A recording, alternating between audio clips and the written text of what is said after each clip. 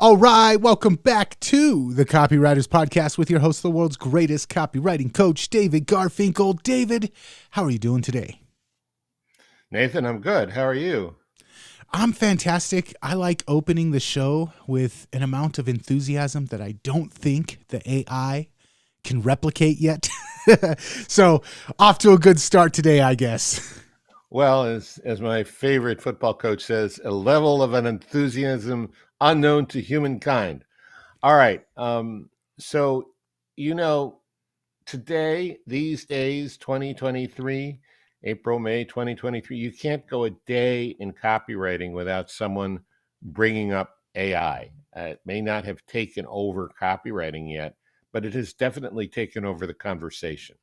Mhm. For our listeners, in case you haven't gotten your feet wet yet with GPT-4, Jasper, Copy AI, or any other one of the handful of AIs people are currently using, I can tell you people are using it in predictable and unpredictable ways. So today, Nathan and I are going to talk about what we're hearing and what we're doing. We'll start with a really interesting discovery Nathan made that only saves massive amounts of time on a project, but also, and this is what I think is so cool about it, it slashes the learning curve everyone's struggling with on how to get AI to do exactly what you want it to do. I'm also going to share what I've heard from two clients who have an unusual amount of expert knowledge about AI. I'll tell you why and a little bit about who they are, as well as also being top-notch copywriters apart from that. And you'll be surprised about one of those experts' predictions on who will thrive and who will suffer in copywriting thanks to AI. Maybe a little different from what you've heard before. Another expert solved a tough business problem he was planning to devote 2 days to, solved it on his own in about 10 minutes. And beyond that, a little news about AI that may surprise, scare, or delight you.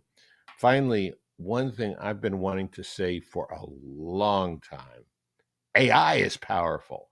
You're responsible for how you use what you hear in this podcast, and most of the time, common sense is all you need. But if you make extreme claims, and if you're writing copy for offers in highly regulated industries like health, finance, and business opportunity, AI or no AI, you may want to get a legal review after you write and before you start using your copy. My larger clients do this all the time.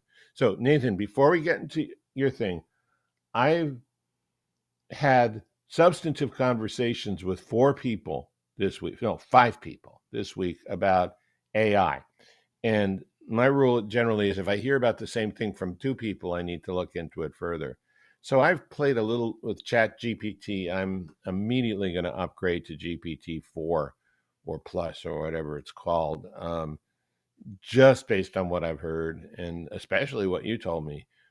Do you want to, give us the short version and maybe we can get into it even more in the future? But I think this is pretty exciting news. Yeah, so far this has been my little secret. I shared it with you yesterday and you said, man, we should put that on the show. I write for a bunch of different niches, and I find that sometimes if I'm writing a promo for a luxury watch, some kind of aspect of that promo will set off a light bulb for another niche that I'm writing for. I'll say, oh man, I could use that same hook in this other industry that I'm writing for. So I like to write. I don't really like the niche down thing. I like to write for different areas and take what I learn in different niches and apply it to other niches. And same thing with how I'm exploring AI right now. I'm looking at how people are using AI for all kinds of different stuff, not just copywriting. And I came across a video of a guy who was he was doing stuff in spreadsheets, and he was trying to create a automated way to generate spreadsheets. And he was running into a problem where every time he tried to run the program, he couldn't get one section of the spreadsheet to properly communicate with the other. And he was bashing his head against the wall, and he was trying to get AI to write a prompt to create the spreadsheet for him, but he couldn't get it to do one thing. And he tried all these different things and nothing was working. And in the video, he said he finally broke down and he asked ChatGPT, hey, if you were going to write a prompt to make it do this, because obviously I'm not getting how to make the prompt, how would you write the prompt? So the prompt is essentially the instruction that tells the AI to give you an answer, right? Mm-hmm.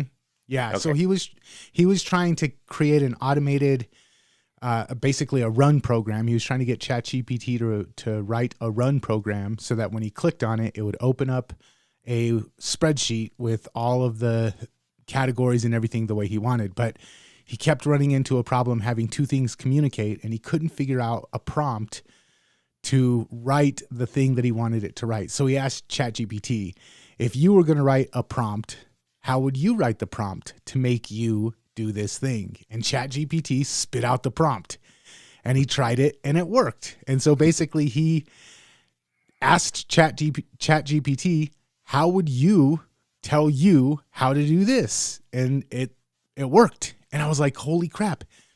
Because I had been struggling with a similar issue when coming to writing copy, not knowing exactly. I'm looking at a sales letter and I'm saying, hey, how can I get ChatGPT to write this?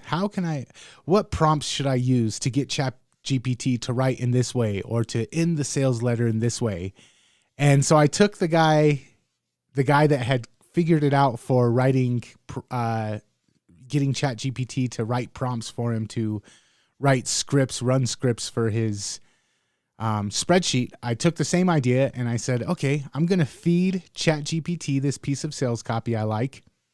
And I'm going to ask ChatGPT, what prompts would you recommend if I wanted you to write a sales letter in this same tone, in this same fashion? But in a different niche. And that was the thing. So I took an Apple sales letter for an iPod, and I said, I want to see if I can get a very similar sales letter, but written for a wearable, written for a digital watch, a smartwatch. And so I fed in the Apple sales letter or the Apple sales page. And I said, if I wanted to have you write a sales page similar to this, what prompts would I need to use? And it spit out all the prompts. It said, oh, I would want you to say, or what I would say is use I more than you. Use appeal to this type of thing, appeal to this type of thing. Make sure that you close the sales letter this way. Make sure that you open the sales letter this way. And so then I took that and I said, well, can you turn these into prompts for me? And then it spit out a bunch of prompts. And then I said, okay, use these prompts, except for instead of writing a sales page for an iPad, I want you to write a sales page for this smartwatch. And it spit out sales copy almost exact in feel and tone as the Apple iPad one was, but it spit it out for the smartwatch. And I was just like, holy crap. Not only can ChatGPT write sales copy, I can use ChatGPT to tell me how to use ChatGPT to write sales copy. It was kind of like a watershed moment for me. Yeah, that's amazing. It kind of mirrors real life where, I ran across this book called The Right Thing to Say or something like that. It was by a British persuasion expert where when you know exactly the right words to say, you can get anyone to do anything. Maybe not anything, but a lot of things that you couldn't get them to do otherwise. So, all right. The other question I have for you is, once you had this copy, essentially the right structure, the right tone, the right information, how much rework on your part did it require before it was ready to put up on the web? Okay, so two things. Number one, the book that you just mentioned about how to use the right words to get people to do whatever you want them to do. This is essentially asking those people, hey, what's the right word that I could use to get you to do whatever I want you? Exactly. People won't usually tell you. Some people will, but most won't. But ChatGPT will. Yeah. And then today's show, the slight twist on our standard disclaimer, you said consult maybe a lawyer. Yeah, AI is powerful, but maybe consult a lawyer before you use what you get from the AI. I'm still having to go through and do a lot of editing. I'm a fairly competent copywriter, so I'm impressed by what it's doing, but I'm still scared that a lot of copywriters aren't going to go through and proofread and double check. There's a lot of AI is just guessing. It's saying what's the most probable word that will follow this word based off of what access to what information I have. Doesn't mean all the information is accurate. And so it's still making guesses. You could still run into huge legal trouble if you just copy and paste what the AI spits out in a lot of instances. So I'm using it a lot, but I'm still going through, and I wouldn't say that I'm saving much time because I'm still spending a lot of time going through and editing, but it's definitely helping with the creative process. It's definitely helping with, okay, I could take this and I can rework it, or man, this is amazing. All I need to do is change 2 or 3 words here and there. So if you're not saving time, and that's okay, are you saving anxiety? Are you saving creative energy? Are you saving, well, you don't have any hair in your head anyway, so it doesn't matter. But are you, if you had a lot of hair, would you save pulling out a lot of your hair? Yeah, I see the potential for it. Right now, it is definitely working. It's saving a lot of time. It still requires a lot of prep, but the process that I'm using that we'll go into on another show, because it would take up a whole show. The process that I'm using over and over again is time consuming on the front end. But then once I have everything set up, it's just a matter of copy and pasting prompts and inputs, and then a little bit of fine tuning. As soon as there's a plugin that takes care of the prep work for me, then it's going to save massive amounts of time. So it's playing around. It is saving time, but I see the potential for it to save a lot of time in the future. Yeah, and I would guess as you do this over and over again, you're gonna find you're gonna find time saving ways even before you automate it, even before you get software to do it. Yeah, and I was just talking with one of my buddies that has been using all of this stuff for retargeting campaigns, using the power of AI for retargeting campaigns for about a year and a half now. Yeah. And he told me one secret tip yesterday that the next time I go through and do this, I can imagine it saving me probably an hour and a half worth of time.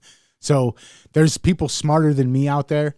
And fortunately, through connections that I've made through the podcast and connections that I've made in the industry, there's people that are taking what I'm doing and they're making it look like kindergarten child's play. So yeah, it's the potential is limitless. It feels like.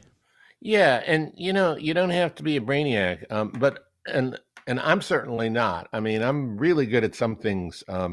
Software is not one of them. But okay, this is for all of you technically advanced AI people. I hope I don't lose all your respect.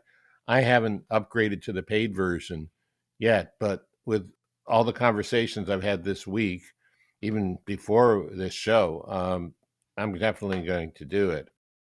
And I want to talk about one of those conversations. In terms of retargeting. So one of my clients sent me something, and the first thing he sent me is not about retargeting, but the second thing is he's a real AI jockey. He's actually writing a book on how to use AI to write your own nonfiction expert book. Okay. And so he wrote me, and I quote, "The other day I asked AI how I can future proof my profession as a copywriter. And one of the suggestions it made is the following." So what I'm reading now is directly from probably GPT-4, some AI. "Focusing on storytelling is a valuable strategy to differentiate yourself from AI generated content. AI can create content based on patterns and data, but it often lacks the creativity, emotional depth, and human touch that come with a well-crafted story. By honing your storytelling skills, you can create engaging and memorable content that resonates with your audience at an emotional level." So even AI is admitting that it is emotionally tone deaf, or at least, and in one case it did. The same client, we had a session after he sent that to me, and he was thinking of repositioning a part of his business, but he was having trouble figuring out the niche. There were just some constraints and he couldn't reconcile them. And so he used GPT-4. It saved him hours of work. In about 10 minutes, he zeroed in on 6 segments of the market and liked 2 of them. And then from there, he was going to go deeper. I mean, that's kind of amazing because it actually took us almost an hour and a half to get to the problem, just talking about it. It wasn't a clear problem. It wasn't an obvious problem. It was really well hidden and sort of convoluted as to why he was, what he needed to do and why he was having trouble figuring it out. And this is a very, very smart guy who's decisive too, so it was just one of those things. I may be able to convince him to come on. I mean, I want to do that show with you, Nathan, for sure. I may be able to convince this guy, Ari, to come on the show also because he's just a treasure trove of information. And then, yeah, jump in at any time, but I've got another a set of predictions. So anyway, that's about targeting. You need to target your own market as a copywriter, as a business. If you know how to use AI, it can help as much as retargeting your audience. Now, another client who's been in the show, who you know already, Marin, he had a bunch of really interesting points. And this is different from what I've heard in the past. I think you and I, Nathan, have both agreed, and a lot of people agreed, that the bottom of copywriting is just going to be cut off by AI. He says, no, just the opposite. He says it's actually going to help newbies because people who are at an average level with no chops will actually make more money because it will create less crappy copy faster. So if AI is writing better than you, that shows so much room for improvement. But he has a point. I mean, if someone says to a copywriter, I need 10 emails and 10 blog posts, with AI, if he knows something or she knows something, that ought to be able to help him better. He says mid-level copywriters are totally screwed. People who can probably write better than AI, but haven't really gotten the creativity and strategy piece in yet. Or one of the things that comes in last, Carlton says, I agree, is the conversational part. They're not there yet. And that's a different skill than creativity or research. That's using AI for it is different, as you hinted at, Nathan, when you were talking about, what you did. So this is a new skill. New skills in and of themselves, they'll prosper. So your example is great. You creatively devised a strategy by taking it from one area to another, from spreadsheets to copywriting, and then you figured out what are the analogous pieces and what are the right steps. So that's pretty awesome. Other examples of using AI creatively when you're already at a higher level as a writer. Let's go to screenwriting for a second. Did you know, and I just learned on Monday, like 3 days ago, because we record on Thursdays, AI can already write complete movie scripts. Now, it doesn't surprise me, but I didn't know that. Now, these are not scripts you're going to produce, but these are first drafts that could save an experienced screenwriter dozens, maybe hundreds of hours of initial work. I'm going to jump in real quick. Yeah. And maybe AI saves Hollywood, because Hollywood has been failing miserably. I know that we went through the writers' strikes, and it seems like the writers that stayed on care more about pushing their own values rather than pushing entertainment. And so maybe AI writing movie scripts won't be such a bad thing. Well, it's not just the writers and the values. It's also the fact that there are quotas now, minimum numbers of writers of certain categories. CBS has this for sure. 50% of them may not be white males, or may not even be white. You might think that some of those people just want to be good writers. Some of the other 50% have an agenda. So, and I don't know what's the cause, but yeah. Okay. Oh, speaking of that, before we get to this, how people can use it, you had an interesting experience you Ah, shared with me about political maybe, correct wokeness. yeah, maybe AI isn't insusceptible to the same things that we've seen in Hollywood. Right. Like you asked it to tell you a joke about men, and it was not a real slashing joke, but sort of a dig. And then you asked it to tell me a joke about women, and oops, wrong question. That's like in an old school movie. You would say, "Tell me a joke about women," and the AI would pull out its gun and say, "Wrong question," and shoot you. Right? Um, I'm sorry, but I am not programmed to provide jokes that are offensive or inappropriate. My purpose is to provide helpful and accurate information to assist you with your questions. Is there something else I can help you with? Um, Yeah, to add context to it, when I asked it, can you tell me a joke about men? It immediately told me a joke that ran down men and how stupid men were. And then when I said, "Can you tell me a joke about women?" it was like, "No, I'm not going to touch that." Maybe it was afraid that you would refer it to AI HR. Oh man, there's a whole new industry for you. Indeed. So, how can a more advanced copywriter use AI? AI can write 5 versions of a complete sales letter in seconds. Maybe you've done that. And seeing those as less than first drafts, you can still save a lot of time writing a sales letter, because going from not writing to editing is a huge improvement. I have played with this, and I'm trying to add as much value to this episode as I can because Mhm. this stuff is changing and quick and it's just crazy. Anyways, on your point there, you can ask it, and I've done this. Are you familiar with the AIDA formula? Are you familiar with Ray Edwards' Pastor formula? Are you familiar with David Garfinkel's et cetera, et cetera? And if it does, if it responds yes, then you can say, "Can you rewrite this promo in that formula?" And it'll spit it out, and it does a really good job. That's an enhancement I had not even heard of, so until now, and that's awesome.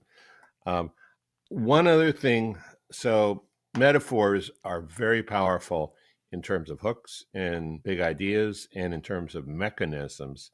And Marin, who has been studying AI for decades and who was telling me about Google's AI like 2 years ago, and that their internal, I mean, really knows about this stuff, and also is great copywriter. He said you can come up with about 100 metaphors, almost comparisons, almost instantly using AI. Maybe one or two of them is going to be worth improving, but again, it's the terror of the blank page versus you know turning shinola into gold or something. I don't know. Um, so one other thing before we wrap up, or unless you got other stuff too, and that is an interesting legal story. So we're recording this about a month before you hear it. Last Thursday, a week ago from today, as we're recording it, Italy temporarily banned ChatGPT due to security and privacy concerns. There was a worry on the part of Italian authorities that ChatGPT might violate Italy's privacy laws. Mhm. Um, OpenAI, which runs ChatGPT, has until April 18th to respond to a legal complaint, or sitting down, don't be swallowing coffee when I tell you this, um, or re- face a $21 million fine. And the idea also opens up questions in my mind about privacy and plagiarism. If you ask ChatGPT to develop an idea, does your question in the work product that Chat GPT generates suddenly become public domain? That is, could anyone else end up using it? I really wish we had an old-fashioned organ to swell, here with a, kind of horrifying cliffhanger sound.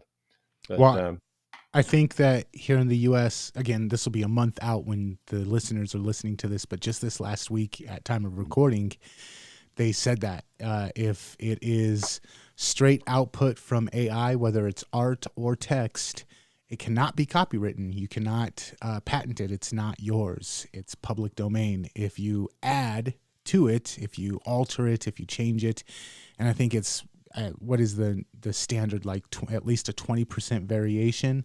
mm-hmm. If you alter it, then you can say this is legally my property, my intellectual property.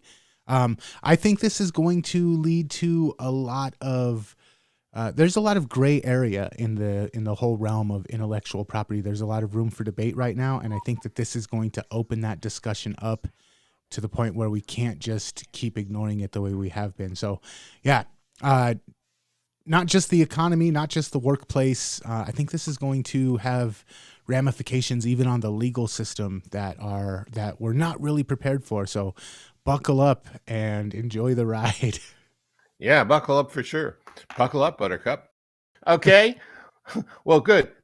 We'll do more about this, but it's funny. Last week, Nathan, you and I were talking after you finished recording. We said we ought to do more on AI, and then all of this stuff just bubbled up.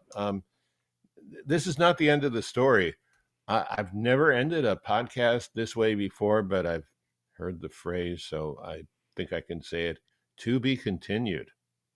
All right. And if you enjoyed this episode, and if you don't want to miss the to be continued from this episode, make sure that you're subscribed on your favorite podcast app to the Copywriters Podcast, and head on over to copywriterspodcast.com.